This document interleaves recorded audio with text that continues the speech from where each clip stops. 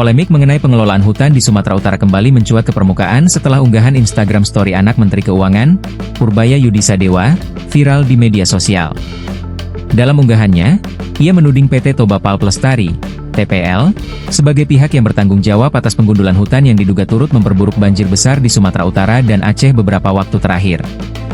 Unggahan itu kemudian menyebar luas dan memantik kembali perbincangan mengenai rekam jejak perusahaan berbasis industri pulp tersebut. Nama Toba Pulp Lestari bukan nama baru dalam diskursus publik. Perusahaan ini memiliki sejarah panjang dan kompleks, yang kerap bersinggungan dengan isu lingkungan, konflik sosial, hingga dinamika kepemilikan yang berubah-ubah dalam beberapa dekade terakhir. Berdiri pada 1983 dengan nama PT Inti Indorayan Utama, perusahaan tersebut didirikan oleh pengusaha Sukanto Tanoto dan segera menjadi salah satu pemain besar di industri pulp Indonesia. Gerakan masyarakat sipil dan penolakan warga sekitar kawasan operasionalnya mulai mencuat pada akhir 1990-an, seiring menguatnya isu dampak lingkungan berupa pencemaran dan penggundulan hutan. Pada periode 2000-2001, Indorayan kemudian berganti nama menjadi PT Toba Pulp Lestari, bersamaan dengan pengalihan kepemilikan. Pergantian nama tersebut sempat dipandang publik sebagai upaya meredam citra negatif masa lalu.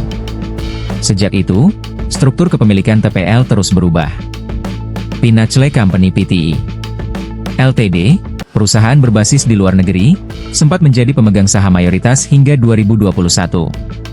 Namun laporan terakhir menunjukkan bahwa 92,54% saham TPL kini dikuasai Allied Hill Limited, sebuah entitas yang berbasis di Hong Kong, dengan Joseph Oetomo tercatat sebagai ultimate beneficial owner. Pergantian kendali saham ini turut memicu kembali keingintahuan publik mengenai arah dan transparansi bisnis TPL di tengah sorotan atas kelestarian hutan di kawasan Danau Toba. Di sisi lain, TPL juga berulang kali membantah berbagai tudingan yang mengaitkannya dengan kelompok bisnis Royal Golden Eagle, RG Group, maupun dengan Menteri Koordinator Maritim dan Investasi, Luhut Binsar Panjaitan. Dua nama itu kerap disebut publik dalam spekulasi mengenai pengaruh dan jaringan bisnis di balik perusahaan-perusahaan besar pengelola sumber daya alam. Melalui berbagai pernyataan sebelumnya, TPL menegaskan bahwa perusahaan berjalan independen dan tidak memiliki hubungan struktural ataupun finansial dengan pihak-pihak tersebut. Meski demikian, viralnya unggahan terbaru dari keluarga pejabat negara membuat perhatian publik kembali tertuju pada dampak kegiatan industri pulp terhadap degradasi hutan.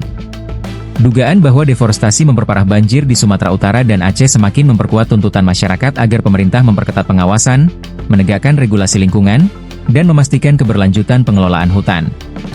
Hingga kini, diskusi tentang peran perusahaan kehutanan, termasuk TPL, masih terus berlangsung, terutama mengingat kawasan ekosistem Danau Toba merupakan salah satu prioritas pembangunan dan konservasi nasional. Di tengah krisis iklim global, tuntutan publik terhadap transparansi dan akuntabilitas pengelolaan sumber daya alam semakin tak terhindarkan. Viral satu unggahan, kini kembali menyeret sejarah panjang sebuah perusahaan ke dalam sorotan tajam masyarakat.